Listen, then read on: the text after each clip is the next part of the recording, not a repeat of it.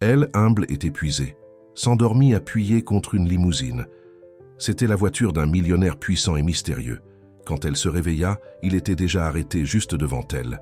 Ce qu'il fit laissa tout le monde en choc et changea sa vie. Si cette histoire vous intéresse, n'oubliez pas de vous abonner à notre chaîne et dites-nous de quelle ville vous nous regardez.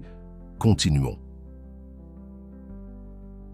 L'aube était particulièrement froide cette nuit de juillet à l'aéroport international. Marthe. Laurent se recroquevillait contre le mur de béton de la zone VIP, tentant de trouver un peu de chaleur dans son manteau fin et usé. Ses yeux brûlaient de fatigue après une nouvelle journée d'entretien frustrant, mais le sommeil semblait un luxe trop distant pour quelqu'un qui portait tant de préoccupations. L'écho de ses pensées fut interrompu par le doux ronronnement d'un moteur. Une limousine noire aux vitres teintées glissa silencieusement, s'arrêtant à quelques mètres d'où elle se trouvait. Marthe tenta de se rendre invisible, comme elle avait appris à le faire ces derniers mois, depuis qu'elle avait perdu son emploi d'aide-soignante. C'était un art qu'elle avait perfectionné, disparaître aux yeux des autres pour ne pas avoir à affronter la pitié ou le jugement. Le bruit de la vitre électrique qui s'abaissait trancha le silence comme un rasoir. Une voix masculine, grave et veloutée, émergea de l'obscurité de l'intérieur du véhicule. « Tout va bien là dehors ?» Marthe cligna plusieurs fois des yeux, tentant de comprendre si cette question lui était vraiment adressée. Cela faisait si longtemps que personne ne manifestait une préoccupation sincère pour son bien-être que ces mots sonnèrent presque comme une langue étrangère à ses oreilles. « Je vais bien, oui, merci », répondit-elle automatiquement, sa voix trahissant l'insécurité qu'elle ressentait. La vitre descendit complètement, révélant le visage d'un homme d'âge mûr, aux traits marqués et aux yeux profonds qui semblaient voir au-delà de son apparence négligée. C'était Édouard Navarro, bien que Marthe ne le sût pas encore. « C'est une nuit très froide pour rester dehors. Accepteriez-vous un café? Le salon exécutif est ouvert et franchement, j'aimerais un peu de compagnie. » La proposition sonna absurde aux oreilles de Marthe. Elle, avec ses vêtements usés et ses cheveux attachés avec un élastique vieux, entrant dans le salon exécutif de l'aéroport, son premier réflexe fut de refuser, de se protéger de ce qui serait certainement une humiliation de plus. « Vous n'avez pas besoin de vous préoccuper de moi, monsieur. Je m'apprête déjà à partir, » mentit-elle, sachant qu'elle n'avait nulle part où aller. Édouard sourit d'une manière qui fit que les rides autour de ses yeux s'accentuèrent gentiment. « Vous savez, parfois le destin nous place dans des situations improbables, justement pour nous montrer qu'il existe d'autres chemins possibles. Que diriez-vous de donner une chance à l'improbable cette nuit ?» Il y avait quelque chose dans sa façon de parler qui ne sonnait pas comme de la pitié ou de la condescendance. C'était comme s'il la voyait vraiment, non pas la femme, désespérée assise sur le sol de l'aéroport, mais quelque chose au-delà, quelque chose qu'elle-même n'arrivait plus à voir. Les jambes tremblant légèrement, Marthe se leva. Sa mère disait toujours que la vie nous présente parfois des anges déguisés. Et cette nuit-là, gelant dans l'aube, elle décida d'y croire. L'intérieur de la limousine était chaud et accueillant, avec un léger arôme de cuir et de santal. Édouard ouvrit la portière et fit un geste d'invitation. Marthe hésita un moment à l'entrée, son reflet déformé dans la vitre teintée, lui rappelant toutes les portes qui s'étaient fermées à son visage ces derniers mois.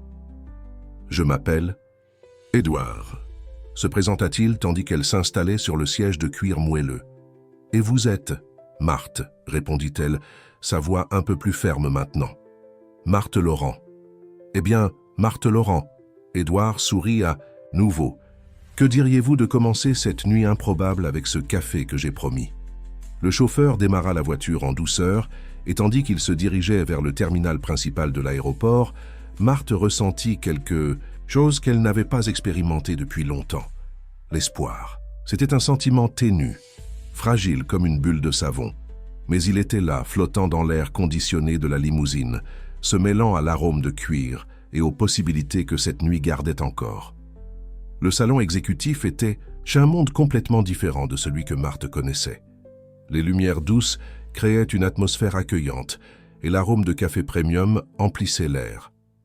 Des employés impeccablement vêtus circulaient avec discrétion, lançant des regards curieux au duo improbable qui venait d'entrer.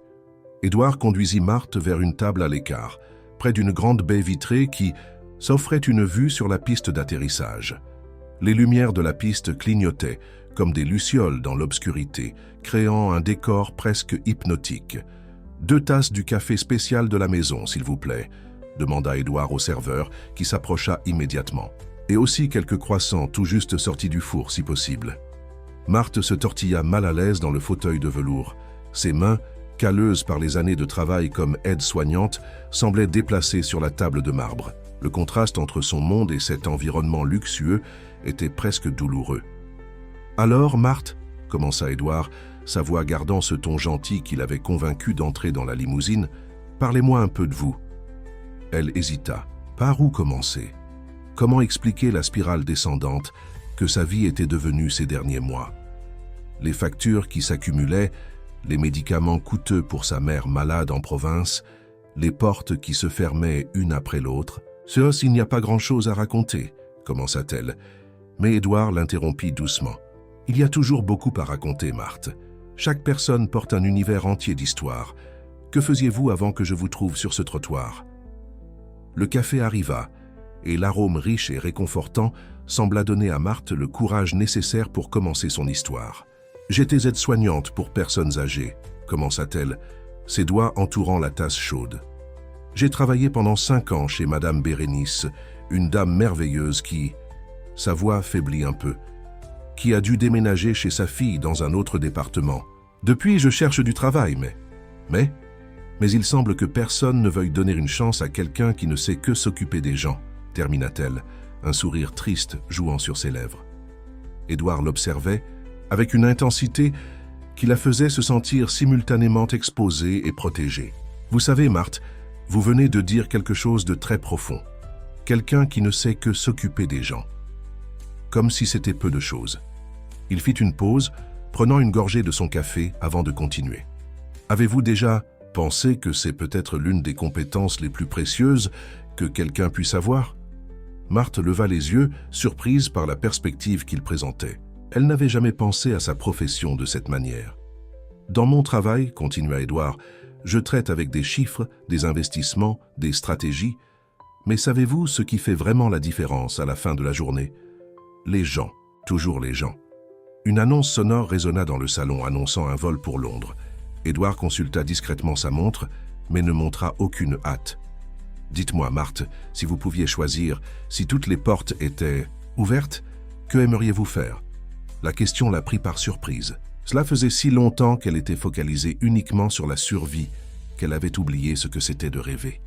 « J'ai toujours voulu faire quelque chose de plus grand, » admit-elle, les mots sortant hésitants. « Non seulement m'occuper d'une personne à la fois, mais peut-être aider plusieurs personnes à reconstruire leur vie. Je sais ce que c'est d'être au fond du gouffre, vous savez. Parfois, tout ce dont on a besoin, c'est quelqu'un qui croit en nous. » Les yeux d'Édouard brillèrent d'une manière particulière, comme si elle venait de confirmer quelque chose qu'il soupçonnait déjà. « C'est intéressant que vous disiez cela, » commenta-t-il, se penchant légèrement vers l'avant, « parce que j'ai peut-être une proposition à vous faire. » Marthe s'installa mieux dans le fauteuil, ses yeux fixés sur Édouard, tandis qu'il sortait une carte de visite de la poche intérieure de sa veste. Le papier était épais, texturé, avec des lettres dorées qui reflétaient la lumière douce du salon. « Navarro Investments and Impact Social », disait la carte, et en dessous, en lettres plus petites, « Édouard Navarro, PDG et fondateur ». Le cœur de Marthe s'accéléra. Elle connaissait ce nom, cette entreprise. Qui ne la connaissait pas? C'était l'un des plus grands conglomérats d'investissements sociaux du pays, apparaissant toujours dans les actualités pour ses projets innovants de réhabilitation professionnelle. « Vous êtes Édouard Navarro ?» balbutia-t-elle, se sentant encore plus déplacée. Édouard sourit, ce même sourire gentil qu'il avait montré dans la limousine. « Je ne suis qu'un homme qui croit que les talents peuvent être cachés dans les endroits les plus improbables. Et savez-vous ce que j'ai appris en 20 ans d'affaires, Marthe? Que parfois les personnes les plus qualifiées pour aider les autres sont justement celles qui ont déjà été à leur place. » Il fit une pause, servant plus de café pour tous les deux. L'arôme riche emplit l'air entre eux, se mêlant à la tension palpable du moment.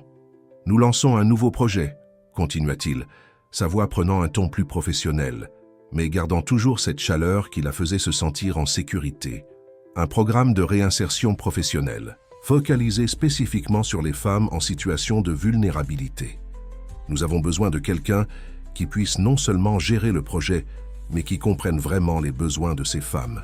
Marthe sentit sa gorge se serrer. Mais je n'ai pas d'expérience en gestion. Je n'ai pas la formation adéquate. Je n'ai même pas réussi à garder mon dernier emploi. Expérience? Édouard arqua un sourcil.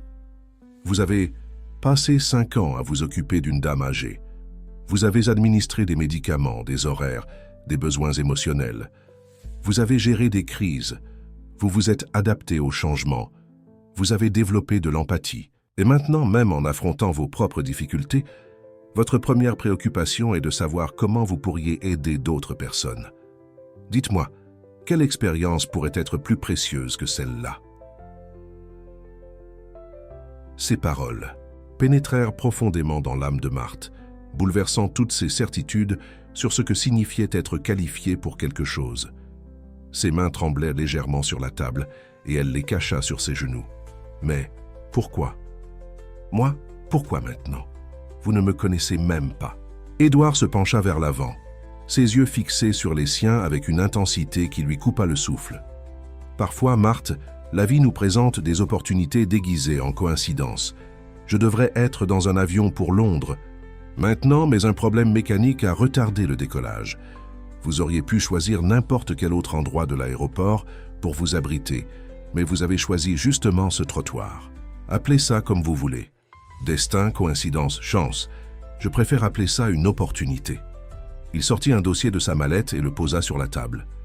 Ici dedans se trouve un contrat préliminaire. 3 mois d'essai, avec formation intensive, salaire compatible avec le marché, avantage complet. Et le plus important, carte blanche pour développer le programme de la manière que vous croirez la plus efficace. Marthe regarda le dossier comme s'il pouvait exploser à tout moment. C'était trop surréaliste. Ce genre de choses n'arrivait pas dans la vraie vie, si. J'ai besoin de réfléchir, murmura-t-elle, son esprit un tourbillon de possibilités et de peur. Bien sûr, Édouard sourit, consultant sa montre. Mon vol décolle dans 2 heures. Pourquoi ne prendriez-vous pas le dossier? Liriez-vous le contrat calmement? Et me donneriez-vous votre réponse avant le décollage? Il se leva, ajustant sa veste impeccable. Juste une chose, Marthe. Quand vous lirez le contrat, souvenez-vous, parfois la personne qui a le plus besoin de croire en vous, c'est vous-même. Assise sur l'une des chaises de la zone d'embarquement, Marthe feuilletait le contrat avec des doigts tremblants. Chaque page semblait confirmer que ce n'était pas un rêve. Avantages, plan de carrière, possibilité d'évolution professionnelle. Le salaire proposé était 3 fois supérieur à tout ce qu'elle avait jamais reçu dans sa vie. Son téléphone, un modèle ancien avec l'écran fissuré, vibra dans sa poche. C'était un message de la voisine qui s'occupait de sa mère. « Madame Claire vous demande, les médicaments s'épuisent. » La réalité la frappa comme un coup de poing dans l'estomac. Sa mère, alitée en province, dépendait entièrement d'elle. Comment pourrait-elle accepter un travail à temps plein? Comment se consacrerait-elle aux formations nécessaires? Et si elle ne correspondait pas aux attentes d'Édouard Navarro? Mais alors, un autre message arriva. Une photo de sa mère, souriant faiblement de son lit, tenant un petit pot de marguerite. « Elle a planté ça pour vous », disait le message de la voisine. Marthe sentit les larmes embuer sa vision. Sa mère, même malade, trouvait encore la force de planter des fleurs, de croire que de meilleurs jours viendraient. Et elle était là avec l'opportunité d'une vie entre les mains, hésitant par peur. Elle se leva résolument, rangeant le contrat dans le dossier. Le terminal de l'aéroport était plus animé maintenant, avec les premiers vols du matin commençant à être annoncés. Des cadres pressés passaient près d'elle, portant des mallettes de cuir et buvant du café dans des gobelets jetables. Elle trouva Édouard près de la porte d'embarquement VIP, parlant au téléphone dans un anglais fluide. Il la vit s'approcher et termina l'appel avec un sourire. « Alors ?» demanda-t-il simplement. Marthe respira profondément. « J'ai quelques conditions, » dit-elle, se surprenant elle-même par la fermeté de sa voix. Édouard arqua les sourcils intéressés. « Je vous écoute. Premièrement, j'ai besoin de flexibilité au début pour organiser les soins de ma mère. Elle est malade et dépend de moi. Nous pouvons fournir une aide soignante professionnelle pour elle, » répondit Édouard promptement. Cela fait partie de notre paquet d'avantages familiaux. Marthe cligna des yeux, déconcertée par la facilité de la solution, mais continua. Deuxièmement, je veux pouvoir adapter le programme selon les besoins que j'identifierai. Si nous allons aider des femmes en situation de vulnérabilité, nous devons comprendre que chaque histoire est unique. C'est exactement la raison pour laquelle je vous veux dans le projet. Édouard sourit. Autre chose? Elle hésita, un moment rassemblant son courage. Oui, je veux votre parole que ce n'est pas de la charité, que si je ne corresponds pas aux attentes, je serai traité comme n'importe quel autre employé. Le sourire d'Édouard s'élargit, se transformant en quelque chose proche de la fierté. Cela, Marthe, c'est exactement le type d'attitude que j'attendais de vous. Vous avez ma parole. Une annonce sonore résonna dans le terminal. Attention, passagers du vol 247 à destination de Londres, début de l'embarquement porte 15. Alors, nous avons un accord? Édouard tendit la main. Marthe regarda cette main tendue, pensant à toutes les portes qui s'étaient fermées pour elle ces derniers mois.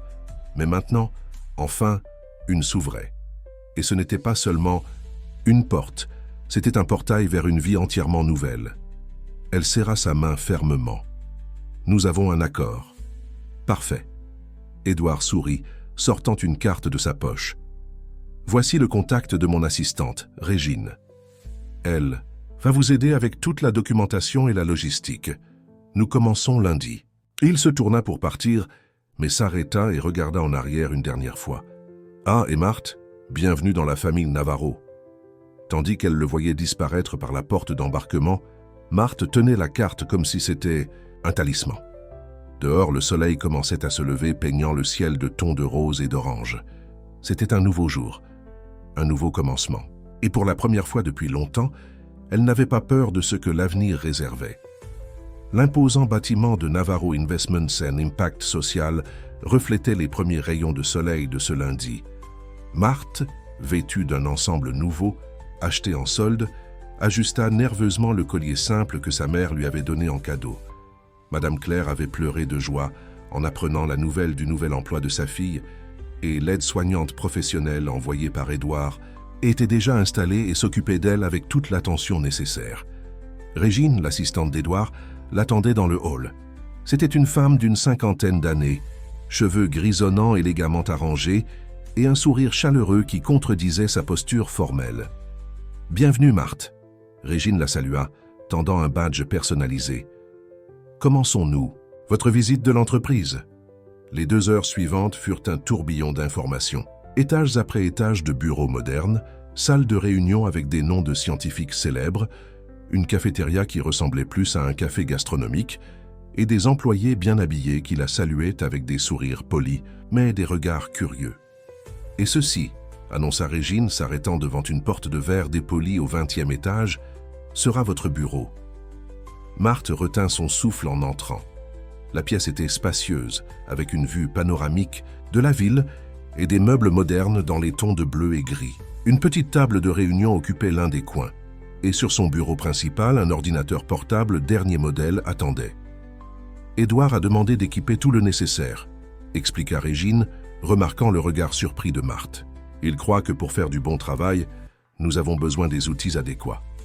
Marthe toucha la surface lisse du bureau, se sentant simultanément privilégiée et terrifiée. « Régine, puis-je vous poser une question sincère ?» L'assistante acquiesça, fermant la porte du bureau. « Pourquoi moi? Vraiment, il doit y avoir des dizaines de personnes plus qualifiées pour ce poste. » Régine s'assit sur l'une des chaises, son visage prenant une expression pensive. « Vous savez, Marthe, je travaille avec Édouard depuis 15 ans. Et s'il y a une chose que j'ai apprise, c'est qu'il voit le potentiel là où d'autres ne voient que des circonstances. Mais, elle fit une pause significative. Cela signifie aussi qu'il y a beaucoup de monde ici qui va questionner votre présence. » Marthe sentit un froid dans le ventre. Comment ça? Certaines personnes ici sont arrivées où elles sont grâce à des années de réseautage, des MBA coûteux et des noms de famille importants. Vous, eh bien, vous êtes arrivé grâce à une rencontre fortuite dans un aéroport. Cela va faire jaser. Et que dois-je faire face à cela? Régine sourit, se levant. Prouvez qu'Édouard avait raison à votre sujet. Ah, et il y a encore une chose. Elle sortit un tablet de son sac. Voici la liste des 50 premières femmes sélectionnées pour le programme. Édouard veut une présentation préliminaire de votre plan d'action d'ici vendredi. Marthe prit le tablet avec des mains tremblantes. 50 histoires, 50 vies qui dépendaient de ses décisions. Régine, appela-t-elle quand l'assistante était déjà à la porte. Merci pour la sincérité. Ne me remerciez. Pas encore. Régine fit un clin d'œil. La semaine ne fait que commencer. Seule dans le bureau, Marthe alluma l'ordinateur portable et commença à lire les profils des femmes sélectionnées. Histoire de lutte, de dépassement, de désespoir, histoire qui aurait pu être la sienne. Dans chaque ligne, dans chaque détail, elle voyait des reflets de son propre parcours. Une notification apparut sur l'écran. Première réunion. Avec l'équipe dans 15 minutes. Salle Einstein. Marthe respira profondément, ajusta son collier une fois de plus et prit son carnet de notes. Il était temps de montrer qu'Édouard Navarro n'avait pas commis d'erreur en lui faisant confiance. Il était temps de transformer sa propre histoire de dépassement en un pont pour d'autres femmes. Tandis qu'elle marchait dans le couloir vers la salle de réunion, elle ne remarqua pas les regards échangés entre certains cadres, ni n'entendit les chuchotements qui la suivaient. Elle ne vit pas non plus quand l'un d'eux prit son téléphone et tapa rapidement. « Nous devons parler de la nouvelle protégée d'Édouard. Cela ne peut pas rester ainsi. » La salle Einstein était bondée quand Marthe entra. 12 visages se tournèrent vers elle, certains curieux, d'autres sceptiques, peu vraiment accueillants. En bout de table, Richard Ménard, directeur des opérations, l'observait avec un sourire qui n'atteignait pas ses yeux. « Ah, vous devez être Marthe, » dit-il, sa voix portant un ton qui frôlait la condescendance. « Asseyez-vous, s'il vous plaît. » Nous étions justement en train de discuter du nouveau projet.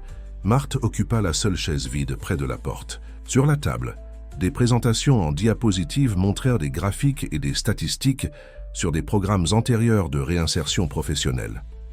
Comme je le disais, continua Richard, nos projets ont toujours suivi une méthodologie rigoureuse de sélection et formation. Des processus testés et approuvés au long des années. Mais apparemment, il lança un regard significatif vers Marthe. Nous allons essayer une nouvelle approche cette fois. Une femme en tailleur rouge, qui se présenta comme Christine, du marketing, s'éclaircit la gorge. Richard, je pense que nous devrions donner une chance aux idées nouvelles. Après tout, Édouard n'est pas là, l'interrompit doucement Richard. Et comme directeur des opérations, je dois garantir que nous maintenions nos standards d'excellence. Marthe sentit le sang bouillir dans ses veines. C'était exactement ce type de pensée figée qui maintenait tant de personnes talentueuses prises dans des cycles de pauvreté et d'exclusion. « Excusez-moi, » dit-elle, sa voix plus ferme qu'elle ne l'espérait. « Puis-je poser une question ?» Richard gesticula magnanimement. « Bien sûr, ma chère, nous sommes là pour aider. » Ignorant le ton paternaliste, Marthe continua. « Dans ces graphiques, je vois que seulement 30% des personnes suivies par les programmes antérieurs sont restées employées après un an. Pourquoi ?» Un silence inconfortable envahit la salle.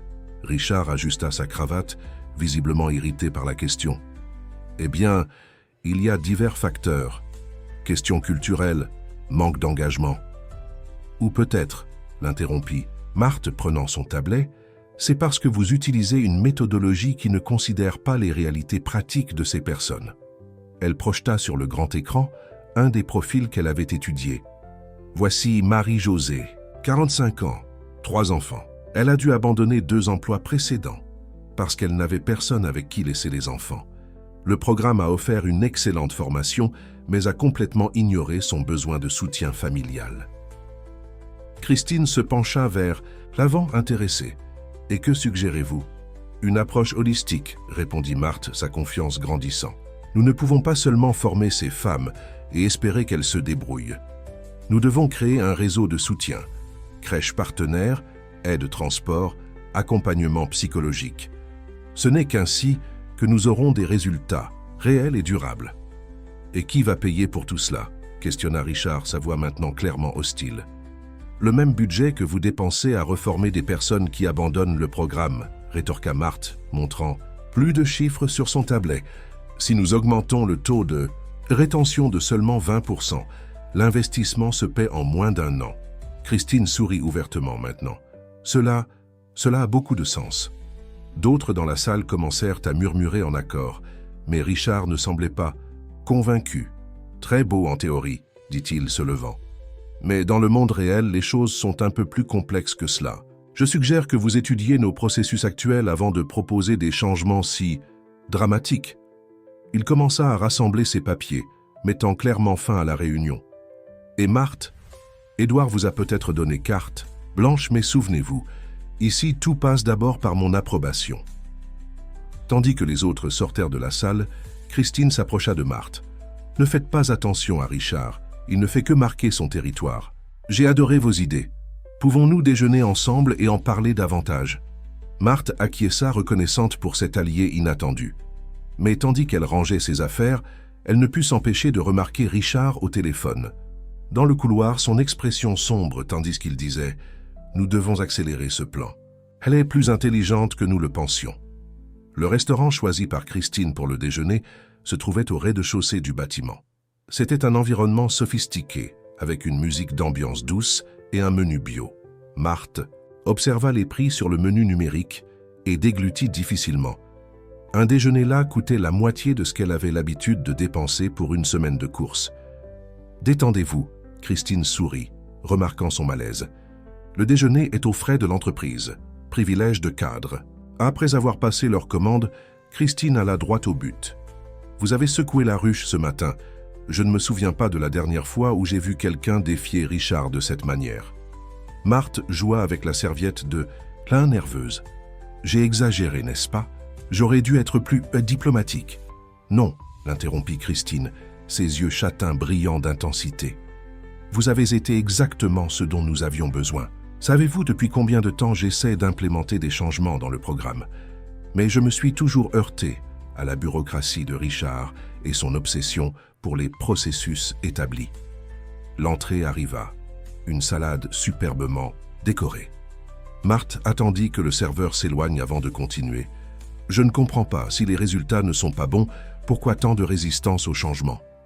Christine baissa la voix, se penchant au-dessus de la table. « Parce que le programme actuel bénéficie à certaines personnes, consultants externes, entreprises de formation, toutes connectées d'une manière ou d'une autre au cercle de Richard. C'est un jeu de pouvoir, Marthe, et vous venez de devenir une menace à ce jeu. » Marthe sentit un frisson parcourir son échine. « C'est pour cela qu'Édouard m'a donné. Carte blanche?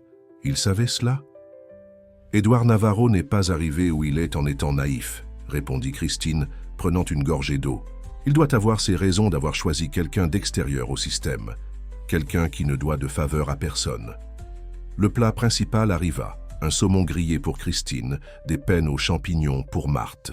L'arôme était très délicieux, mais Marthe arrivait à peine à se concentrer sur la nourriture.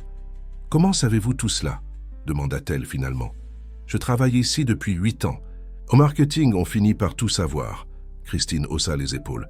« En plus, disons que j'ai un intérêt personnel dans le succès de votre projet. » Elle sortit son portefeuille de son sac et montra une vieille photo. Une jeune femme très ressemblante à elle tenant un bébé. Ma sœur, Lucienne. Elle était gérante d'un magasin jusqu'à ce qu'elle se retrouve au chômage. Elle a tenté d'entrer dans le programme de Navarro il y a 2 ans. Elle a été refusée pour ne pas correspondre au profil. Aujourd'hui, elle travaille comme femme de ménage.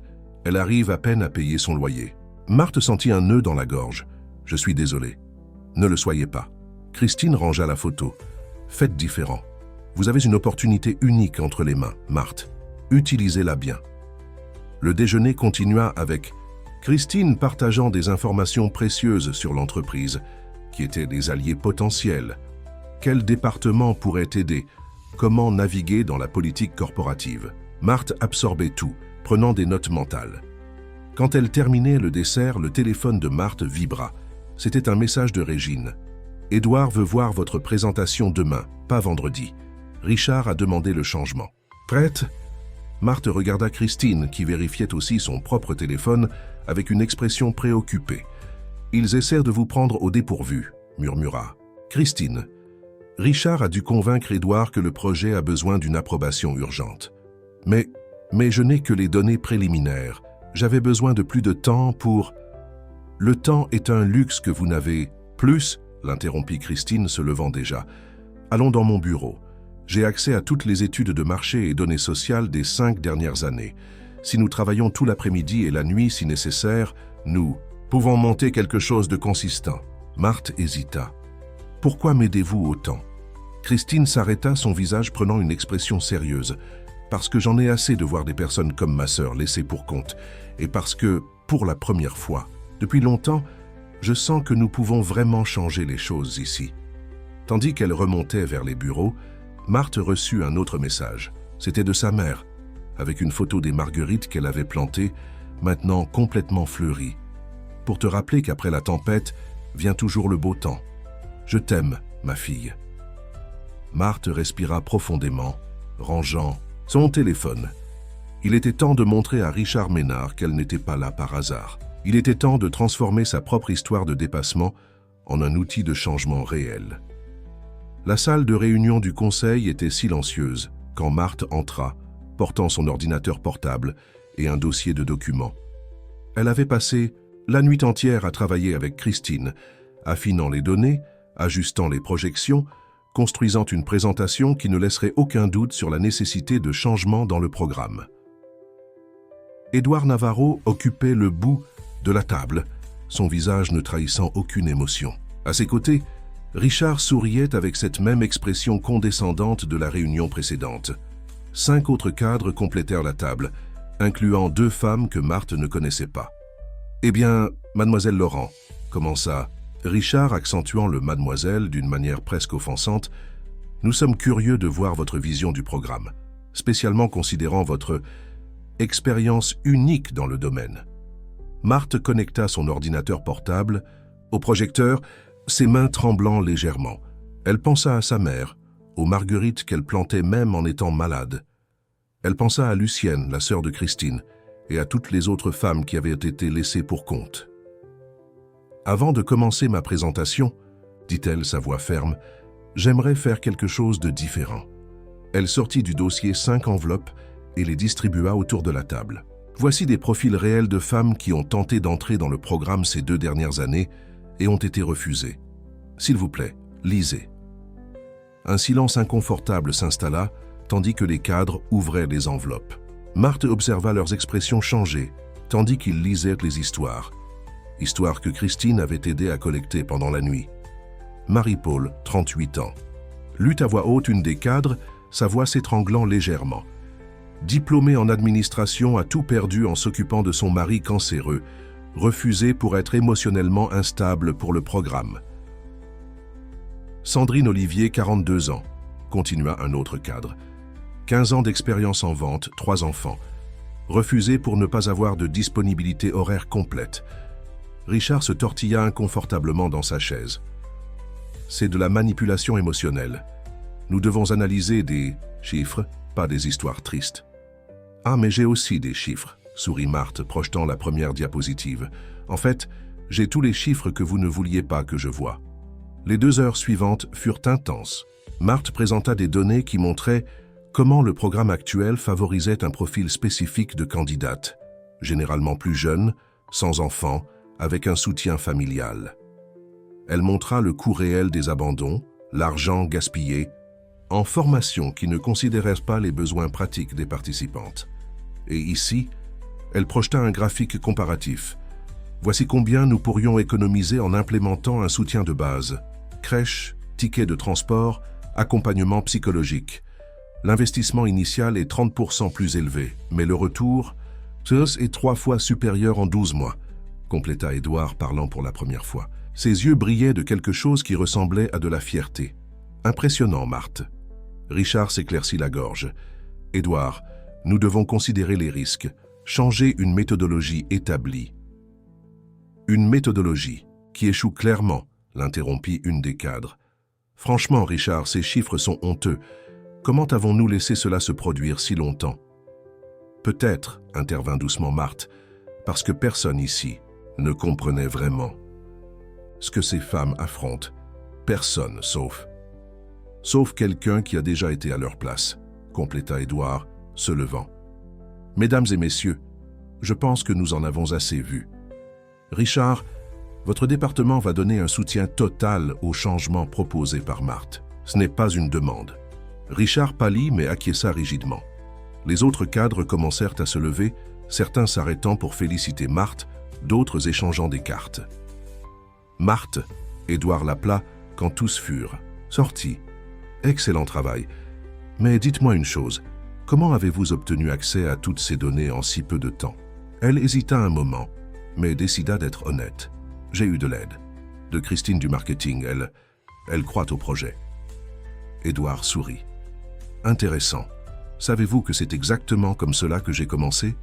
En trouvant des alliés improbables, des gens qui partageaient la même vision. Continuez ainsi. Il se dirigea vers la porte mais s'arrêta avant de sortir. Ah, et Marthe, Richard va essayer de vous compliquer la vie ces prochains jours. Ne laissez pas cela vous ébranler. Parfois, la résistance au changement est le plus grand signe que nous sommes sur la bonne voie. Seule dans la salle, Marthe commença à ranger ses affaires, ses mains tremblant encore. Maintenant, non pas de nervosité, mais d'adrénaline. Son téléphone vibra avec un message de Christine. Comment ça s'est passé? Avant qu'elle puisse répondre, Régine entra dans la salle. « Marthe, avez-vous une minute? Je viens de recevoir quelque chose d'intéressant sur Richard Ménard, quelque chose que vous devez voir. » Régine ferma soigneusement la porte de la salle de réunion avant de s'asseoir à côté de Marthe. Ses yeux normalement calmes transmettaient une urgence inhabituelle. « Qu'avez-vous découvert sur les entreprises de consulting qui prestent des services pour le programme ?» demanda Régine, ouvrant son tablet. « Pas grand-chose, » admit Marthe. Christine a mentionné que certaines ont des connexions avec Richard, mais nous ne sommes pas entrés dans les détails. Régine fit glisser son doigt sur l'écran, ouvrant une série de documents. « Hier soir, après avoir appris l'avancement, de votre présentation, j'ai commencé à enquêter. Quelque chose ne collait pas. » Elle montra une série de contrats et factures. « Vous voyez ces 3 entreprises? Solutions formation, mentorat global et parcours professionnel? Toutes ont été contractées ces 3 dernières années pour fournir de la formation au programme. Et quel est le problème? Le problème, continua Régine se rapprochant, c'est que les 3 entreprises ont la même adresse fiscale. Et savez-vous qui en est la propriétaire? Amandine Ménard. Marthe fronça les sourcils. Ménard? Comment? L'épouse de Richard, compléta Régine, dont il est séparé depuis 5 ans, mais continue à maintenir une relation commerciale assez lucrative. L'estomac de Marthe se retourna. Les pièces commençaient à s'emboîter.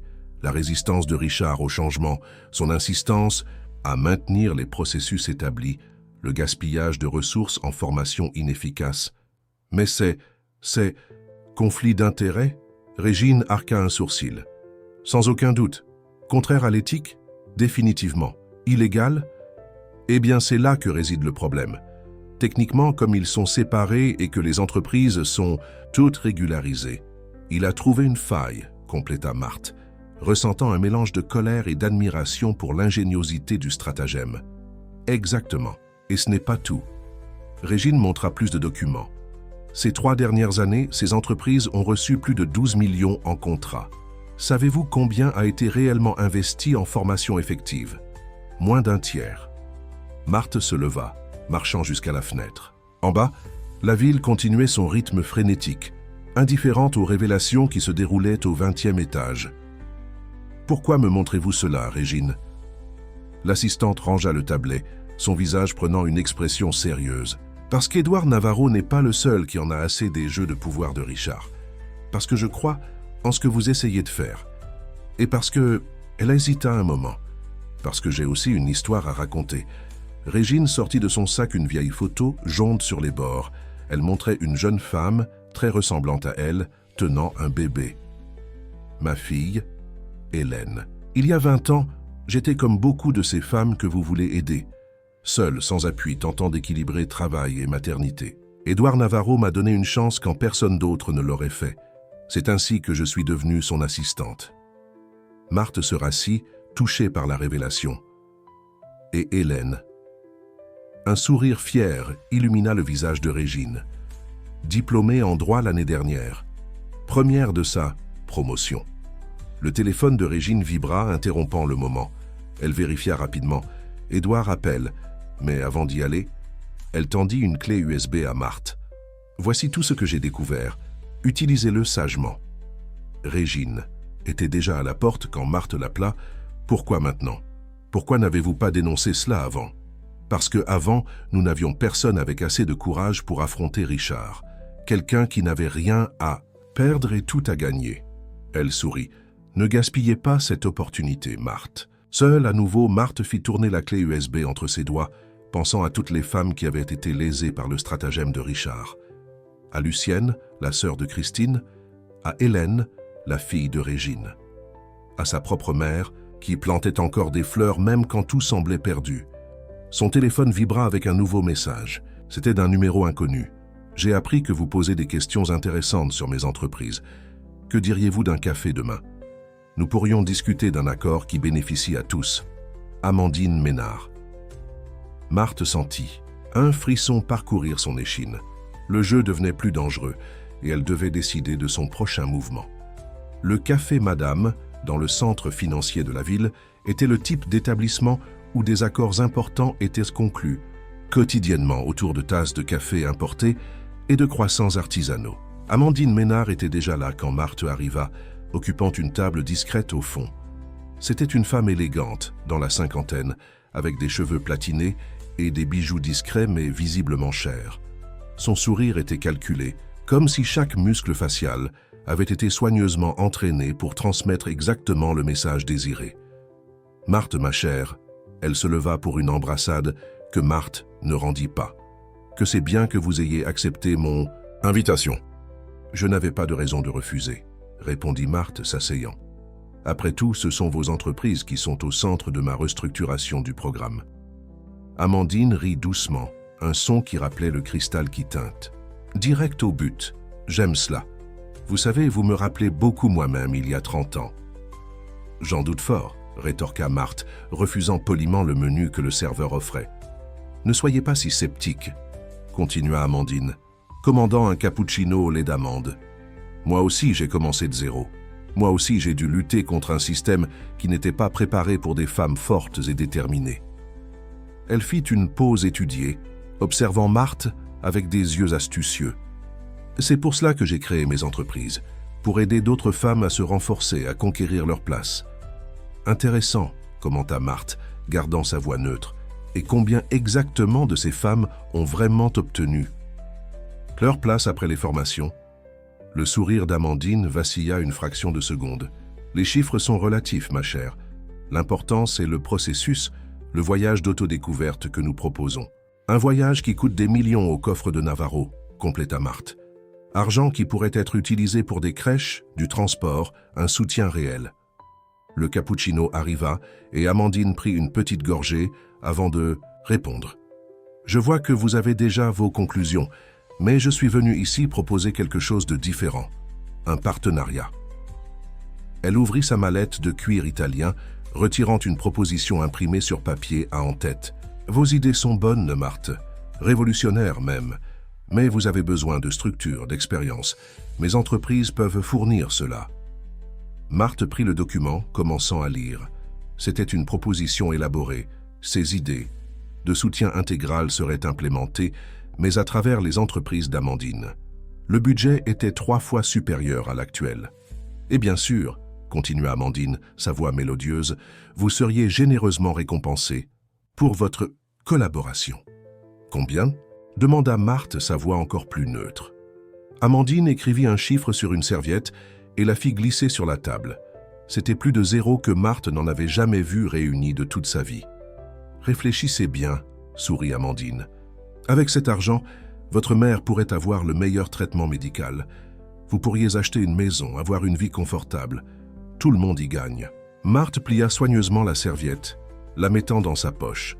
Puis elle prit son propre téléphone et le montra à Amandine. Sur l'écran, l'application d'enregistrement audio tournait depuis le début de la conversation. Le visage d'Amandine pâlit sous le maquillage cher. « Vous n'oseriez pas... »« Vous voulez parier ?» sourit Marthe, se levant. « Savez-vous quelle est la différence entre nous deux, Amandine? Vous pensez que tout le monde a un prix.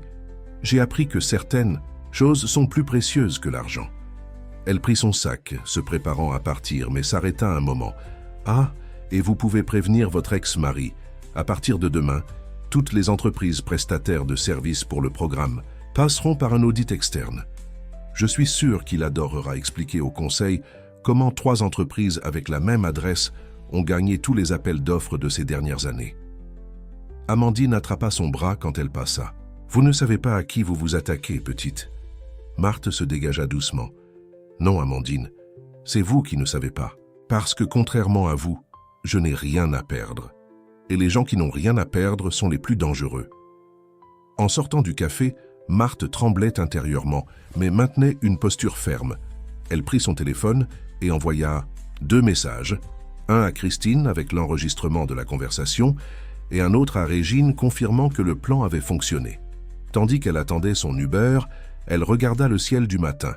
Quelque part dans la ville, sa mère s'occupait probablement de ses marguerites, sans savoir que sa fille venait de déclarer la guerre ouverte à l'un des stratagèmes les plus lucratifs de Navarro Investments.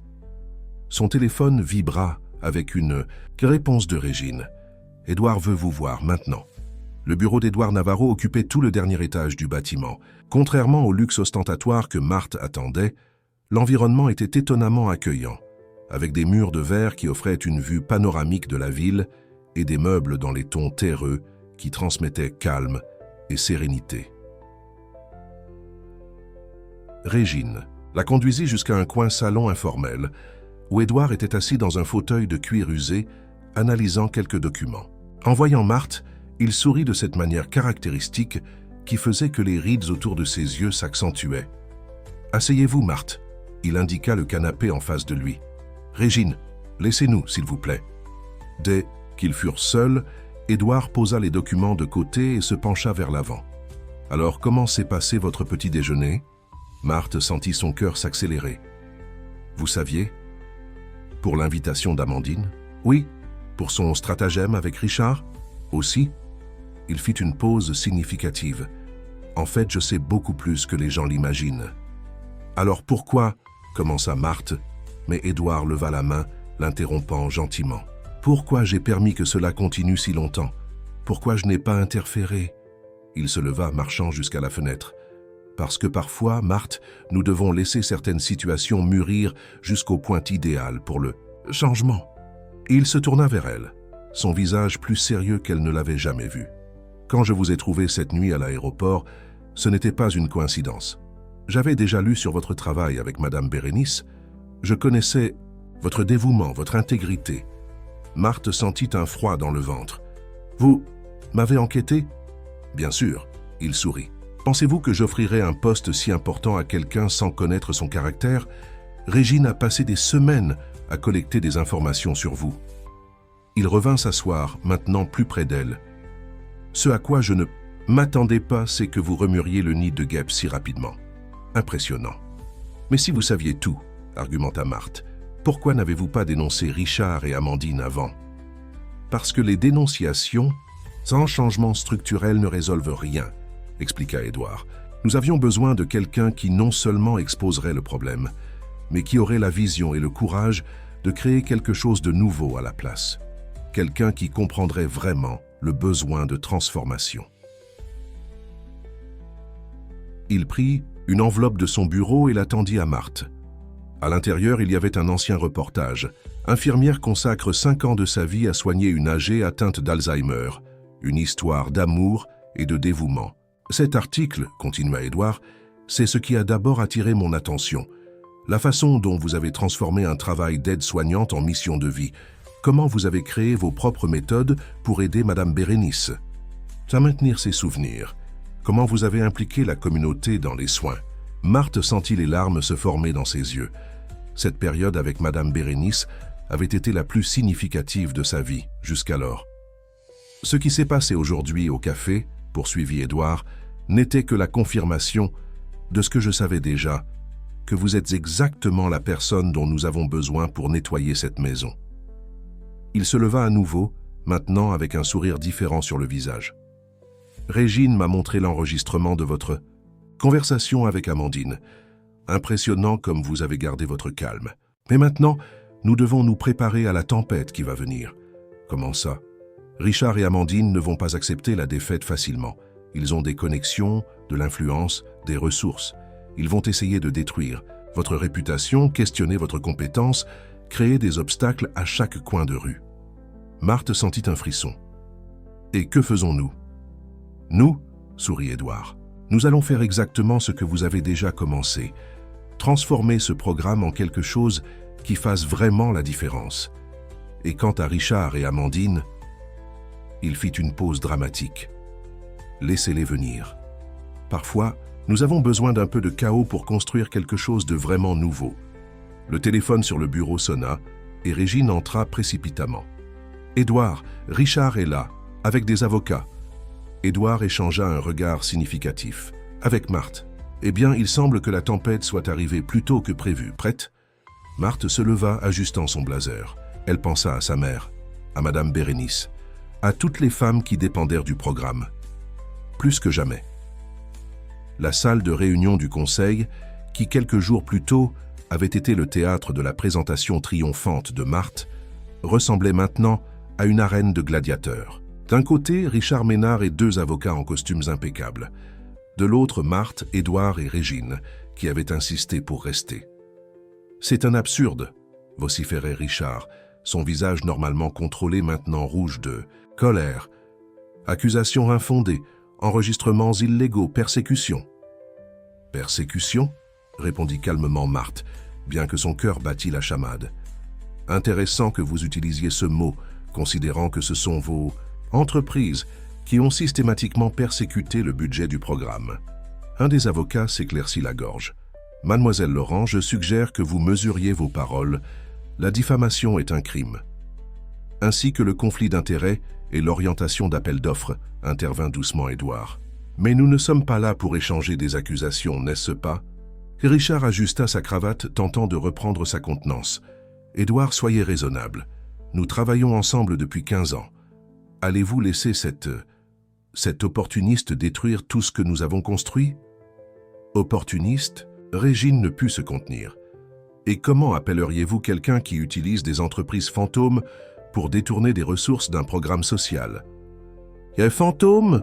protesta l'autre avocat. « Les entreprises de Madame Amandine Ménard sont toutes légalement constituées. »« À la même adresse ?» questionna Marthe, ouvrant son ordinateur portable, avec les mêmes employés, et, par coïncidence, toutes gagnent les appels d'offres du programme ces 3 dernières années. C'est de la persécution personnelle. Richard frappa la table, seulement parce qu'Édouard vous a trouvé dans un moment de charité. Attention! La voix d'Édouard trancha l'air comme un rasoir. Vous êtes très près de franchir une ligne, Richard. Le silence qui suivit fut lourd. Richard regarda Édouard, puis Marthe, et alors un sourire étrange se forma sur ses lèvres. Savez-vous ce qui est le plus ironique ? Dit-il, sa voix maintenant dangereusement douce. Vous pensez protéger ces femmes, mais en réalité vous condamnez beaucoup d'entre elles à l'échec. Toutes n'ont pas votre chance de trouver un protecteur puissant dans une nuit de chance. Marthe sentit le sang bouillir, mais avant qu'elle puisse répondre, la porte de la salle s'ouvrit. Christine entra, suivie par une dizaine de femmes. Marthe reconnut certaines des profils qu'elle avait étudiés. « Excusez le retard », sourit Christine, mais certaines personnes voulaient participer à cette réunion. Une des femmes fit un pas en avant. C'était Lucienne, la sœur de Christine. « Je suis une de celles qui a été rejetée par votre programme, monsieur Ménard. Voulez-vous savoir pourquoi ? Parce que je ne pouvais pas payer le cours préparatoire spécial que votre entreprise offrait en parallèle. » D'autres femmes commencèrent à parler, chacune racontant son histoire de rejet, de portes fermées, d'opportunités niées. Richard pâlissait à chaque nouveau témoignage. « Ça suffit !» cria-t-il se levant. « C'est un guet-apens. Nous partons. »« Non, Richard. » Édouard l'arrêta. « Vous allez rester et écouter, parce que c'est ce qui arrive quand nous construisons des murs au lieu de ponts. Les gens trouvent un moyen de les abattre. » Il se tourna vers Marthe. « Le programme est à vous maintenant. Entièrement vôtre. Faites ce qui doit être fait. » Richard rit amèrement. « Le Conseil ne va jamais approuver cela. Vous ne pouvez pas... » « Ils ont déjà approuvé, » l'interrompit Régine, montrant un email sur son tablet. « Réunion. Extraordinaire tenue il y a 1 heure. Vote unanime. » Marthe observa tandis que Richard s'effondrait dans sa chaise vaincu. Les femmes continuaient à raconter leurs histoires, leur voix se mêlant en un chœur d'espoir et de détermination. Son téléphone vibra dans sa poche. C'était un message de sa mère, avec une nouvelle photo des Marguerites. « Regarde, ma fille, il en est né d'autres, petites, mais fortes. » Marthe sourit, rangeant son téléphone. Oui, petite, mais forte, comme toutes celles qui étaient là. Comme elle-même l'avait été cette nuit à l'aéroport, quand une vitre s'était abaissée et qu'une voix avait demandé si tout allait bien. Les jours qui suivirent la chute de Richard furent intenses. Le bureau de Marthe se transforma en centre d'opération, avec des tableurs, des présentations et des post-it colorés couvrant chaque surface disponible. Christine s'y installa pratiquement, apportant toute l'expérience du département marketing pour aider à la restructuration du programme. « Regardez ça !» Christine pointa vers un écran plein de graphiques. « Nous avons déjà plus de 200 inscriptions depuis que nous avons annoncé les changements. Et cette fois, ce sont des femmes qui ont vraiment besoin d'aide. » Marthe sourit observant les profils qui arrivaient. Mères célibataires, femmes de plus de 40 ans, professionnelles en transition de carrière. Exactement le public qui était auparavant systématiquement exclu. Régine entra dans la salle portant plus de dossiers. L'équipe comptabilité a terminé le bilan. Avec l'argent que nous économisons en annulant les contrats surfacturés, nous pouvons implémenter le programme de crèche dans 5 unités différentes. Et les partenariats avec les entreprises ? Demanda Marthe feuilletant les documents. Mieux qu'espéré, sourit Régine. Il semble que beaucoup de monde attendait un changement comme celui-ci. Nous avons déjà 15 entreprises, engagées avec des postes exclusifs pour nos participantes. Le téléphone sonna, c'était de la réception. Une des candidates au programme était arrivée en avance pour son entretien et attendait dans le hall. Vous pouvez la faire monter. First, répondit Marthe, organisant rapidement son bureau. Minutes plus tard, Marie-Josée, la même femme dont Marthe avait utilisé le profil dans sa présentation initiale, entra dans le bureau. Ses yeux s'écarquillèrent en voyant l'espace. « Excusez-moi d'arriver en avance, » commença-t-elle nerveuse. « C'est que je ne pouvais pas manquer cette chance. J'ai même apporté une lettre de recommandation de mon ancienne patronne. »« Marie, » l'interrompit gentiment Marthe, se levant pour la saluer. « Asseyez-vous, acceptez-vous un café ?» Tandis que Régine s'occupait des boissons, Marthe observa la femme en face d'elle. Cheveux grisonnants prématurément, mains calleuses, yeux fatigués mais pleins d'espoir. Combien de maris avaient été laissés pour compte au long des années? « Dites-moi quelque chose, » commença Marthe, sa voix douce. « Que voulez-vous vraiment faire? Non pas ce que vous pensez pouvoir, ou ce que les autres attendent. De quoi rêvez-vous » Marie hésita, ses mains serrant son sac usé. « J'ai toujours voulu travailler avec des enfants. Vous savez, faire la différence dans leur vie. Mais avec 3 enfants à élever seuls, et si je vous disais que nous avons un partenariat avec un réseau d'écoles maternelles, que nous offrons une formation technique en éducation infantile avec bourse intégrale, et plus important, que nous avons une crèche pour vos enfants. Pendant que vous étudiez, les yeux de Marie s'emplirent de larmes. Cela existe vraiment. Maintenant, oui, sourit Marthe, lui tendant un mouchoir, parce que certaines personnes ont cru que toutes méritent une vraie chance de recommencer. À ce moment, Christine fit irruption par la porte, son visage normalement contrôlé montrant de l'agitation. « Marthe, nous devons parler. Maintenant. » Demandant une excuse à Marie, Marthe suivit Christine jusqu'au couloir. Régine s'accompagna, fermant la porte doucement. Que s'est-il passé? Christine montra son tablet. Sur l'écran, un article d'un blog influent du secteur corporatif. Scandale chez Navarro Investments. Des sources affirment que la nouvelle directrice a obtenu son poste grâce à une relation avec le PDG. Marthe sentit son sang se glacer. Ce n'était que le début de la rétaliation qu'Édouard avait prédite. « Il y a plus », ajouta Régine, montrant son propre téléphone. « Ils font fuiter des informations déformées sur votre passé, insinuant que vous avez falsifié vos références comme aide-soignante. »« Richard, » murmura Marthe, « il essaie de me démoraliser. »« Pas seulement lui, » compléta Christine. « Amandine bouge aussi ses pièces. Je viens d'apprendre qu'elle organise une réunion avec d'importants investisseurs, alléguant que les changements dans le programme vont nuire à l'image de l'entreprise. » Marthe s'appuya contre le mur, sentant le poids de toutes ces informations. Dans son bureau, Marie-Josée attendait encore ses rêves d'une vie meilleure, dépendant des changements qu'elles implémentaient. « Que faisons-nous » demanda Régine, sa voix montrant de l'inquiétude. Marthe redressa les épaules, une détermination de fer surgissant dans ses yeux. Nous allons faire ce que nous avons toujours fait, transformer les attaques en opportunités. Christine, préparez une conférence de presse. Régine, convoquez toutes les femmes qui ont déjà été lésées par l'ancien programme. Il est temps de montrer au monde la vraie histoire de Navarro Investments. Son téléphone vibra. C'était Édouard. J'ai vu les nouvelles. Souvenez-vous, les tempêtes renforcent les racines. Vous avez mon soutien total. Marthe respira profondément, retournant dans son bureau où Marie attendait toujours. La bataille contre Richard avait été gagnée, mais la guerre pour la transformation ne faisait que commencer. Et cette fois, elle ne lutterait pas seule.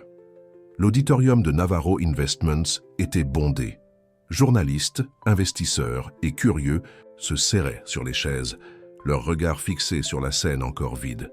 Dans les coulisses, Marthe ajustait son blazer bleu marine, une pièce neuve, achetée spécialement pour ce moment.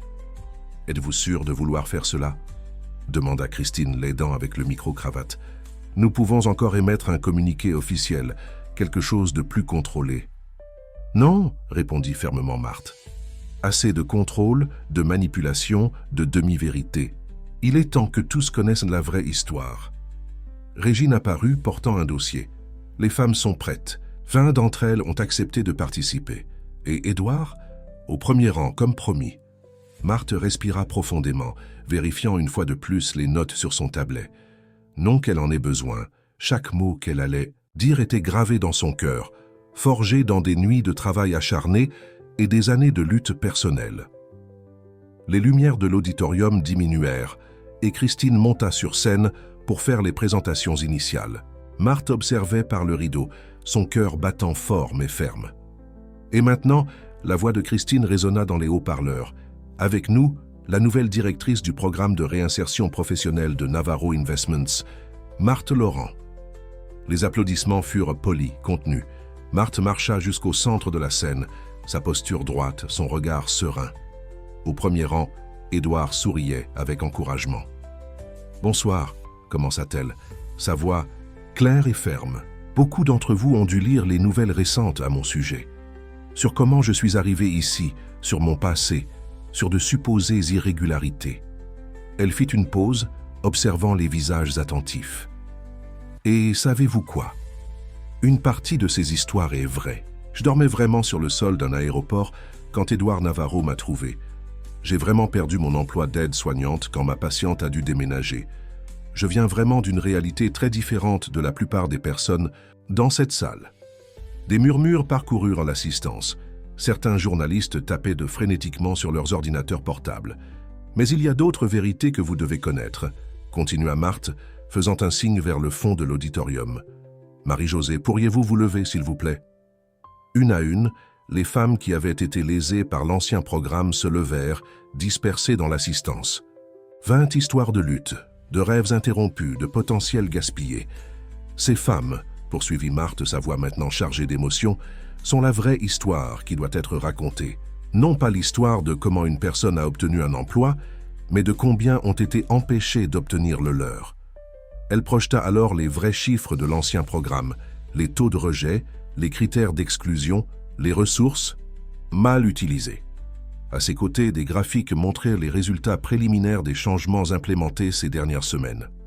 Certains disent que je déstabilise un système qui fonctionnait, continua-t-elle.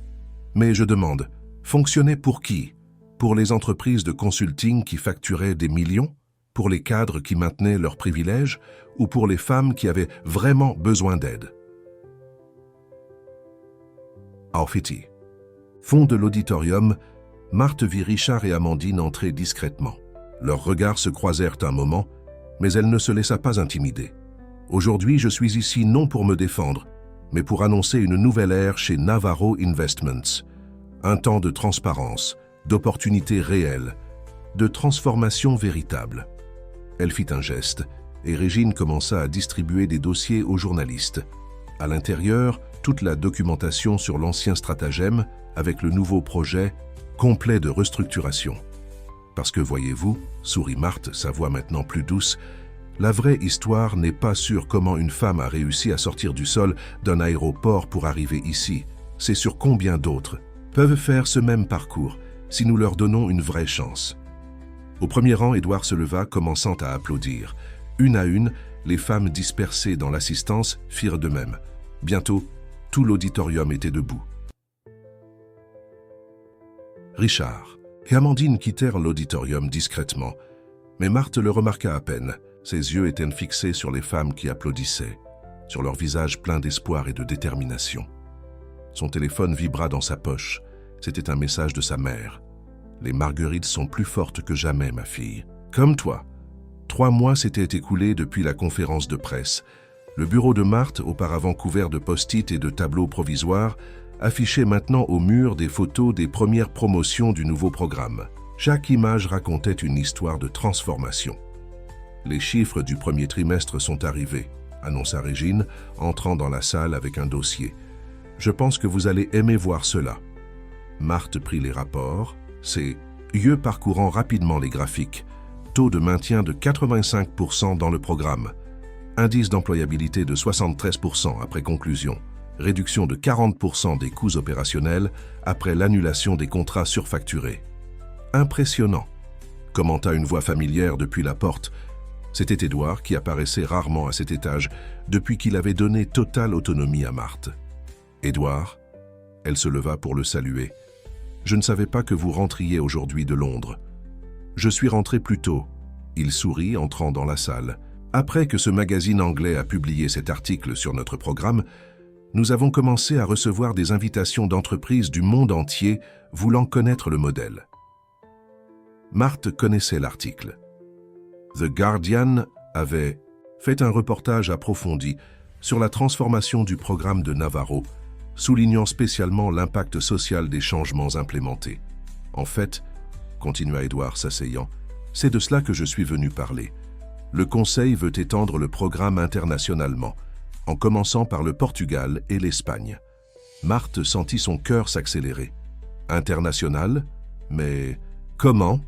De la même façon que nous avons fait ici, répondit-il simplement, en trouvant les bonnes personnes, en créant de vraies opportunités, en transformant des vies. Régine, qui était restée discrètement dans le coin de la salle, s'éclaircit la gorge. Je pense que c'est un bon moment pour montrer cela, Marthe. Avec un sourire, Marthe prit son tablet et projeta sur l'écran mural une vidéo. C'était une compilation de témoignages des participantes du programme.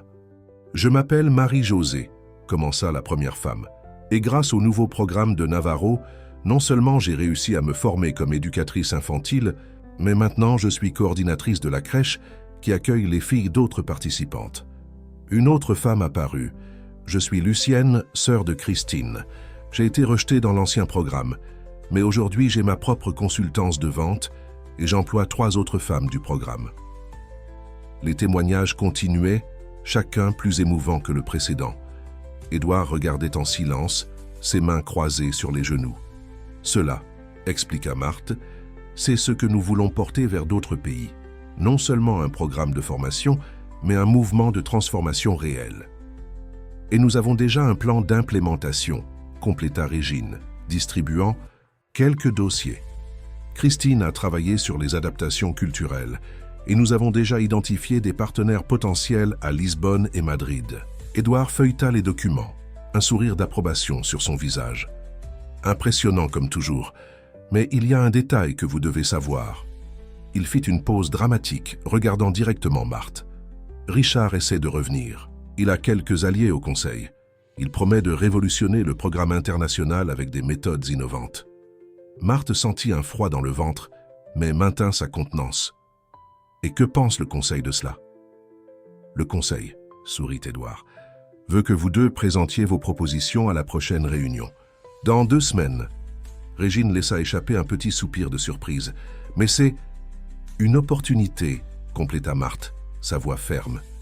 Une opportunité de montrer une fois pour toutes qu'il n'y a pas de retour en arrière, que l'avenir est inclusif, transparent et vraiment transformateur. Elle se leva, marchant jusqu'au mur de photos. Voyez toutes ces femmes, Édouard, chacune d'elles est une preuve vivante que notre méthode fonctionne. Richard peut avoir des connexions, il peut avoir de grandes promesses, mais savez-vous ce qu'il n'a pas? Quoi? demanda Édouard, bien que son sourire suggère qu'ils connaissent déjà la réponse. Des résultats réels, des vies transformées. Et principalement, elle prit son téléphone montrant un nouveau message qui venait d'arriver, des histoires comme celle-ci. C'était une photo de sa mère, maintenant complètement rétablie, debout dans le jardin de Marguerite qui était devenu un petit pépinière communautaire. Autour d'elle, d'autres femmes du quartier apprenaient le jardinage thérapeutique, un projet parallèle que Marthe avait initié pour aider les familles des participantes du programme. Alors, sourit Marthe déterminée, quand est cette réunion du conseil? La salle du conseil était encore plus imposante que Marthe ne s'en souvenait. Les 16 conseillers occupaient leurs chaises de cuir autour de la table ovale d'acajou, leur visage un mélange de curiosité et de scepticisme. Richard avait déjà fait sa présentation, un spectacle de graphiques élaborés et de promesses ambitieuses d'expansion internationale. Et maintenant, annonça le président du conseil, nous allons écouter la proposition de mademoiselle Laurent. Marthe se leva calmement. Contrairement à la première fois qu'elle avait été là, elle ne ressentait plus le besoin de prouver sa valeur. Les résultats parlaient d'eux-mêmes. « Mesdames et messieurs, commença-t-elle, je ne vais pas montrer de diapositives élaborées ou faire de grandes promesses. À la place, j'aimerais présenter quelques personnes. » Elle fit un signe et les portes s'ouvrirent. À la surprise des conseillers, entrèrent non seulement des participantes du programme, mais aussi des entrepreneurs partenaires, des représentants d'ONG internationales et, plus surprenant encore, 3 cadres d'entreprises européennes. Voici Antonio Santos, PDG de la plus grande chaîne de supermarchés du Portugal, présenta Marthe le premier cadre. Il a implémenté un programme pilote basé sur notre modèle et veut partager les résultats. Antonio s'avança, son accent portugais chargé d'enthousiasme. En seulement 2 mois, nous avons réussi à réintégrer 30 femmes au marché du travail. Le plus impressionnant, le taux de rétention est de 95%. Richard se tortilla inconfortablement dans sa chaise, tandis que d'autres cadres partageaient des résultats similaires. Mais Marthe gardait son atout final. « Et pour finir, annonça-t-elle, j'aimerais que vous rencontriez quelqu'un de spécial. » Une dame d'environ 70 ans entra dans la salle appuyée sur une canne élégante. Ses yeux brillaient d'une lucidité surprenante. « Madame Bérénice ?» murmura Richard, clairement confus. « Oui, » sourit Marthe. « Mon ancienne patronne, qui a gentiment accepté de venir de chez sa fille pour être ici aujourd'hui. La femme qui m'a appris que s'occuper des gens n'est pas seulement un travail, c'est une vocation. » Madame Bérénice s'approcha du microphone, sa voix douce mais ferme. Quand Marthe s'occupait de moi, elle ne se contentait pas d'administrer mes médicaments ou de prendre soin de mon hygiène. Elle a créé tout un système de soutien communautaire. Elle a impliqué les voisins, créé des groupes de convivialité, transformé mon jardin en espace thérapeutique. Et savez-vous ce qui s'est passé? Mon Alzheimer s'est stabilisé, les médecins ne comprenaient pas comment. La salle était dans un silence complet maintenant. Même Richard semblait touché. Ce que Marthe a fait pour moi, continua. Madame Bérénice, c'est exactement ce qu'elle fait dans ce programme. Non seulement offrir du travail, mais créer de la communauté, transformer des vies. Marthe reprit la parole. Notre proposition d'expansion internationale n'est pas seulement un plan d'affaires, c'est un engagement avec la transformation. Réel. Nous avons déjà des partenariats signés, des projets pilotes en cours et, plus important, des résultats prouvés. Elle projeta une dernière diapositive, un collage de photos de toutes les femmes qui avaient participé au programme ces derniers mois. Au centre, une photo du jardin de Marguerite de sa mère, maintenant un projet communautaire qui générait des revenus pour des dizaines de familles. Le choix est vôtre, conclut Marthe. Vous pouvez opter pour de grandes promesses et des graphiques impressionnants, ou vous pouvez choisir des résultats réels et des vies transformées. Parce qu'au final, nous n'étendons pas seulement un programme, nous cultivons l'espoir. Le président du conseil se leva, son expression sérieuse. « Je pense que nous n'avons même pas besoin de voter. L'évidence des résultats est irréfutable. » Richard rassembla ses papiers en silence et quitta la salle. Cette fois, il n'y avait pas de menaces voilées ou de promesses de représailles, seulement l'acceptation silencieuse de la défaite. Tandis que les conseillers se levaient pour féliciter les invités, Marthe sentit son téléphone vibrer. C'était un message de sa mère, avec une photo du coucher de soleil sur le jardin de Marguerite. « Tu vois, ma fille, parfois, il faut une seule fleur pour commencer tout un jardin. » Madame Bérénice s'approcha tenant sa main. « Vous avez réussi, petite. Vous avez transformé votre propre histoire en un jardin d'opportunités pour d'autres personnes. Marthe sourit, embrassant affectueusement son ancienne patronne. Dehors, le soleil se couchait sur la ville, peignant le ciel de tons d'espoir. Ce n'était que le début d'une nouvelle phase, non seulement pour elle, mais pour toutes les femmes qui, comme ces Marguerites, avaient seulement besoin d'une chance pour fleurir. L'aéroport international de Lisbonne était animé ce matin, de printemps. Marthe observait le va-et-vient des passagers, tandis qu'elle attendait ses bagages, un sourire discret jouant sur ses lèvres. Il était impossible de ne pas se souvenir de cette nuit, il y a 1 an, quand elle était allongée sur le sol d'un autre aéroport, sans imaginer que sa vie changerait complètement. Marthe, une voix familière l'appela. C'était Isabelle Santos, directrice des ressources humaines de la filiale portugaise de Navarro, une femme d'âge mûr aux yeux vifs et au sourire accueillant. « Bienvenue à Lisbonne !» Les deux s'embrassèrent comme de vieilles amies, bien qu'elles ne se soient rencontrées qu'en vidéoconférence jusqu'alors. « Comment va le projet pilote ?» il demanda Marthe, tandis qu'elle marchait vers la voiture. « Mieux qu'espéré », répondit Isabelle, ses yeux brillants d'enthousiasme. « Vous savez, cette boulangerie communautaire que j'ai mentionnée, elle emploie déjà 15 femmes. A du programme, et 3 d'entre elles ont ouvert leurs propres unités dans d'autres quartiers. » Sur le chemin du bureau, Isabelle mit Marthe au courant de tous les progrès.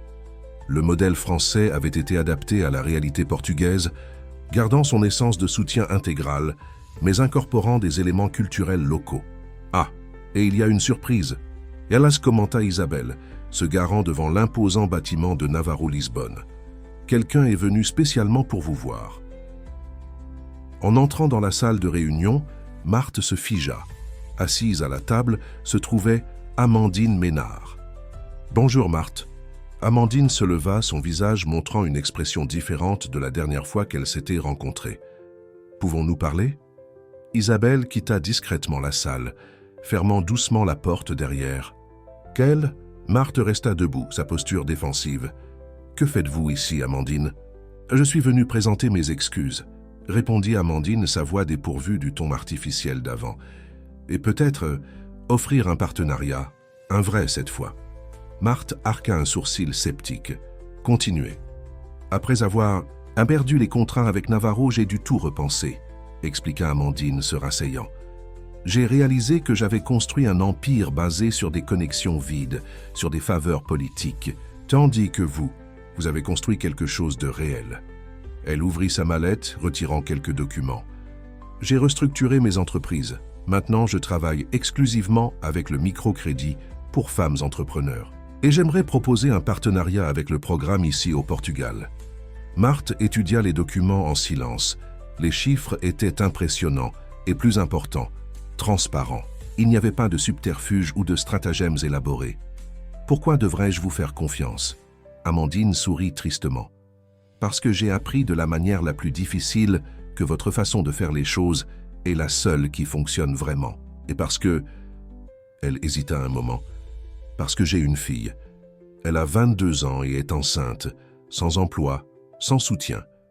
Exactement le type de femme que votre programme aide. » La sincérité dans la voix d'Amandine était palpable. Marthe se permettit de s'asseoir, sa posture se relaxant légèrement. « Savez-vous ce qui m'a fait changer d'avis sur vous ?»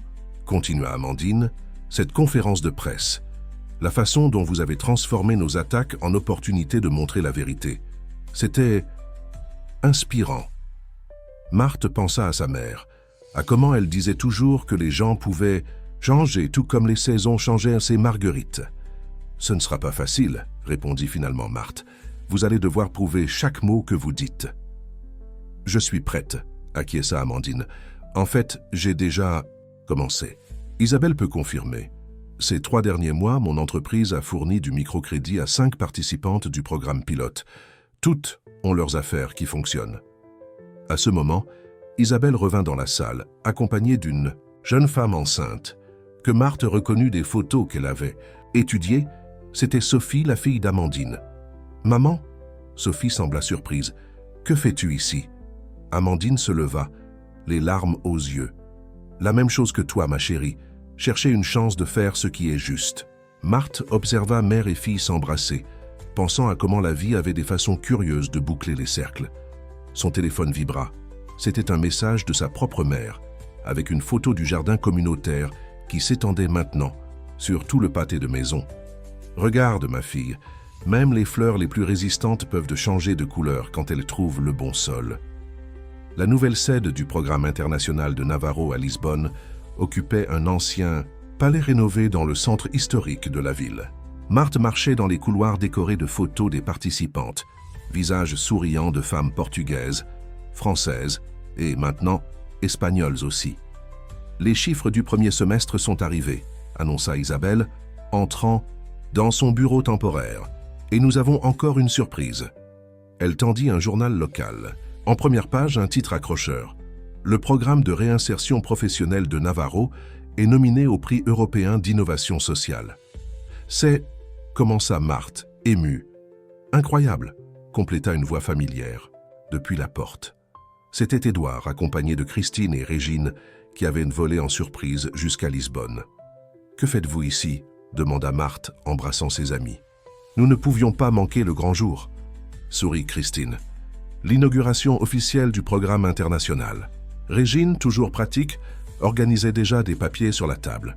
Et nous sommes aussi venus pour la réunion avec les représentants de l'Union européenne. Ils veulent implémenter notre modèle dans d'autres pays. Marthe s'assit, sentant le poids de ce moment. D'une nuit sur le sol de l'aéroport à un programme international primé. Le parcours semblait presque surréaliste. « J'ai encore une surprise », annonça Édouard, lui tendant une enveloppe. Le Conseil a approuvé à l'unanimité. Vous êtes la nouvelle directrice internationale des programmes sociaux de Navarro. Marthe ouvrit l'enveloppe avec des mains tremblantes. Le contrat était réel, ainsi que le titre impressionnant. Mais, et le programme en France? Christine, va prendre le relais, sourit Édouard. Personne de mieux qu'elle pour continuer votre travail là-bas. En plus, il échangea un regard complice avec Régine. Nous avons une nouvelle promotion de leaders en formation, des femmes qui ont participé au programme et sont maintenant prêtes à gérer leurs propres unités. À ce moment, Amandine entra dans la salle accompagnée de Sophie, qui affichait maintenant un ventre de 6 mois.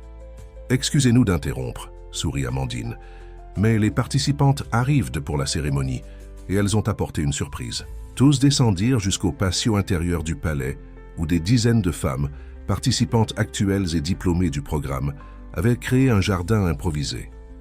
Au centre, à la surprise de Marthe, un parterre de marguerites.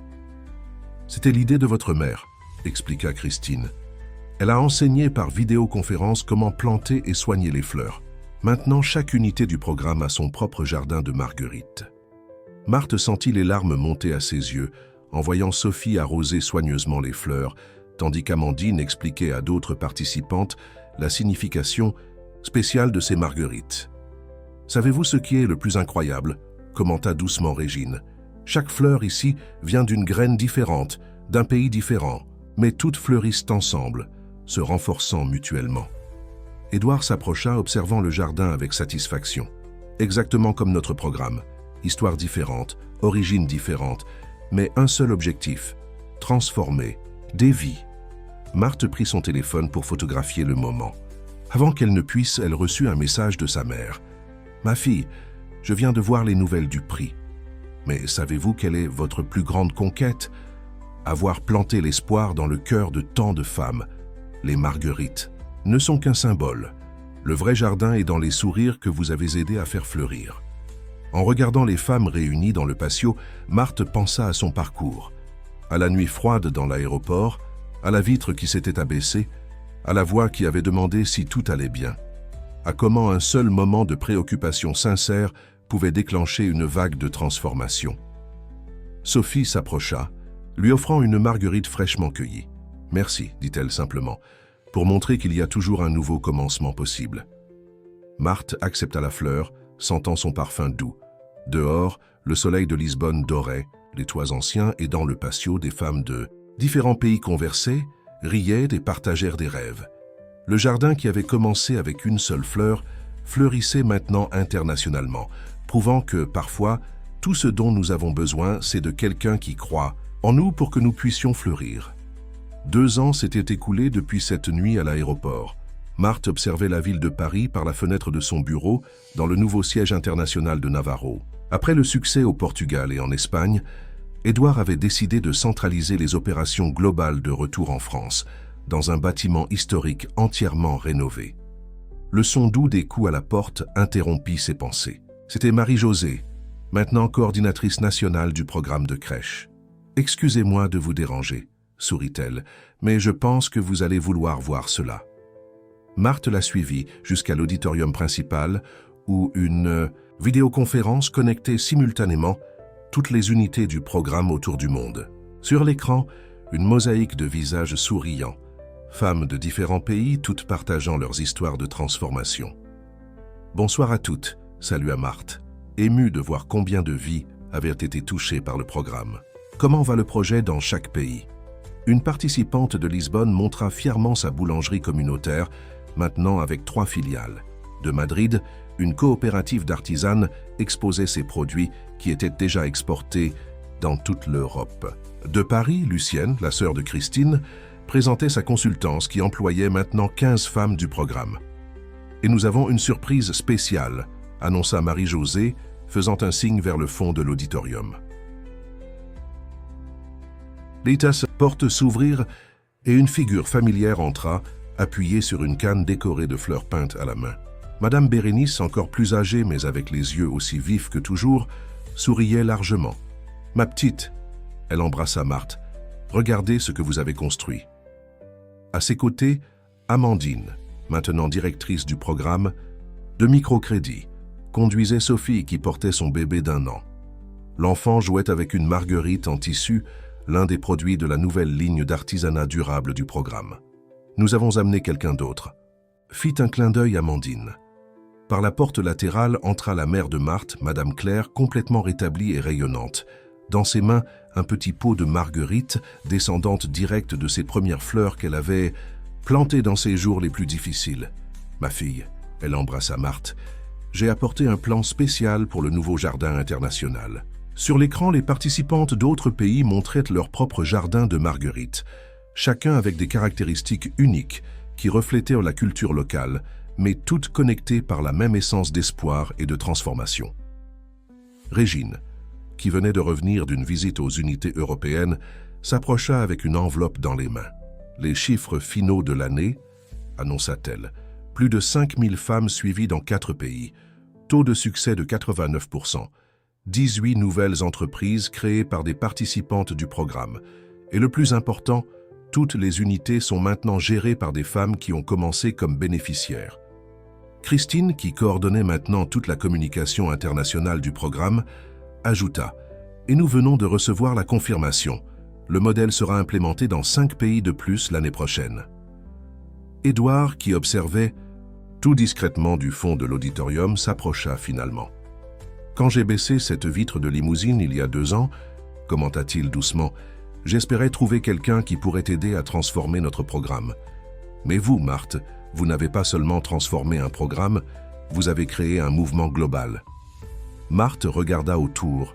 Adelma les femmes sur l'écran. Sa mère avec les marguerites. Madame Bérénice qui avait été le début de tout. Amandine et Sophie qui prouvaient que de vrais changements étaient possibles. Son équipe qui était devenue une famille. « Non !» répondit-elle, « nous avons créé.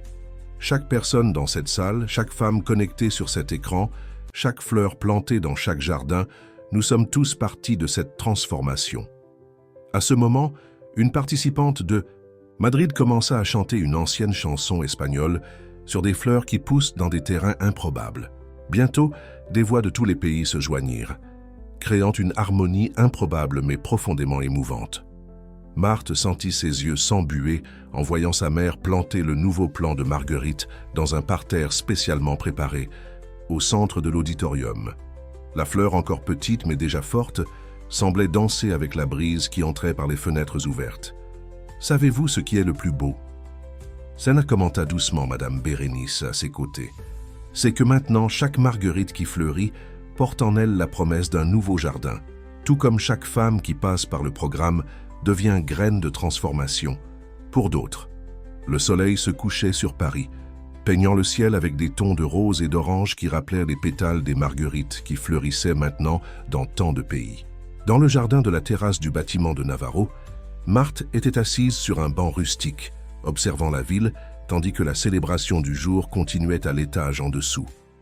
Édouard s'approcha silencieusement, s'asseyant à ses côtés. Pendant quelques moments, tous deux ne firent que contempler l'horizon en silence. « À quoi pensez-vous » demanda-t-il finalement. « À comment la vie fait des tours » sourit Marthe. « Il y a 2 ans, je dormais sur le sol d'un aéroport, sans espoir, sans direction. Maintenant, vous dirigez un mouvement international qui change la vie de milliers de femmes, » compléta Édouard. « Mais savez-vous ce qui est le plus impressionnant ? Vous n'avez jamais perdu votre essence. » Une brise douce balançait les fleurs du jardin, apportant leur parfum délicat. En Seyten, bas dans la rue, la ville pulsait avec son énergie caractéristique. « J'ai reçu une proposition intéressante aujourd'hui, » commenta Édouard nonchalamment. « L'ONU veut implémenter notre modèle dans des pays en développement, en commençant par l'Afrique et l'Asie. » Marthe sentit son cœur s'accélérer avec les possibilités. « Combien de pays ?» Initialement, 10, mais le potentiel est beaucoup plus grand. Il fit une pause significative. « Et je veux que vous dirigiez le projet. » « Moi ?» Marthe le regarda, surprise. « Qui de mieux? Vous n'avez pas seulement créé le modèle, vous êtes la preuve vivante qu'il fonctionne. » Édouard sourit. En plus, le conseil a été unanime dans la décision. Même Richard a voté en faveur. Marthe rit doucement. « Richard? Ce même Richard qui... » « Oui, » l'interrompit Édouard. « Il est différent maintenant. Il travaille avec des programmes sociaux dans des communautés défavorisées. Il semble que certaines personnes peuvent vraiment changer. » À ce moment, des voix joyeuses arrivèrent de l'étage en dessous. C'était le chœur formé par les participantes du programme, femmes de différents pays chantant ensemble à travers la vidéoconférence, leurs voix s'unissant dans une mélodie d'espoir. « Savez-vous ce que Madame Bérénice m'a dit aujourd'hui » commenta Marthe, écoutant la musique. « Que chaque marguerite qui fleurit porte la promesse d'un nouveau jardin. Et chaque femme qui se transforme porte la promesse de transformer d'autres, » compléta Édouard. Régine apparut à la porte du jardin, portant 2 tasses de café. « J'ai pensé que vous aimeriez un café spécial, le même type que cette première nuit. » Marthe accepta la tasse, sentant l'arôme familier. « Merci, Régine. Pour tout. »« Non, » sourit Régine. « Merci à vous, pour nous avoir montré que parfois tout ce dont nous avons besoin, c'est de donner une chance pour que les gens puissent fleurir. » Le ciel était maintenant peint des premières étoiles, et les lumières de la ville commençaient à briller, comme un tapis de diamants en dessous d'elle. Dans le jardin, les marguerites se balançaient doucement avec la brise nocturne, leurs pétales blancs reflétant la lumière de la lune naissante. Marthe prit son téléphone et ouvrit la galerie de photos. Là était la première photo que sa mère avait envoyée, des marguerites encore petites et fragiles dans la cour de la maison. Elle fit glisser son doigt sur l'écran, voyant l'évolution, le jardin grandissant, s'étendant, inspirant d'autres jardins dans d'autres pays. « C'est drôle, » commenta-t-elle, montrant les photos à Édouard et Régine. « Tout a commencé avec une seule fleur, une seule chance. »« Et maintenant ?» demanda Édouard, bien qu'il connaisse déjà la réponse. « Maintenant ?» sourit Marthe, regardant. La ville qui s'étendait en dessous d'elle, le ciel qui s'ouvrait au-dessus, les jardins qui fleurissaient dans tant de pays. Maintenant, il est temps de planter de nouveaux jardins, parce que chaque femme mérite la chance de fleurir. La musique du chœur arrivait doucement jusqu'à elle, se mêlant au son de la ville, au parfum des fleurs, à la promesse de nouveaux commencements. Dans la poche de Marthe, son téléphone vibra avec un dernier message de sa mère. « Ma fille, j'ai regardé par la fenêtre aujourd'hui